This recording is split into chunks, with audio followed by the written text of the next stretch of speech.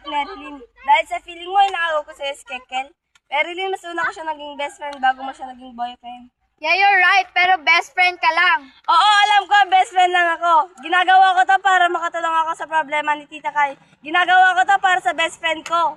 Oh, come on, Christian, ba talaga yung dahilan kung bakit ka sumali sa hair and makeup contest na yan? Nagpapaganda ka para sa kanya lahat to, di ba? Ay, Dayan, dyan ka na pala. Di pa. Ba't galit ka? Hindi ako galit. Ba't sumisigaw ka? Masaya lang ako. Ah, talaga ba? Teka lang, ipagain lang kita. Ba't ka sumisigaw? Masaya lang din ako.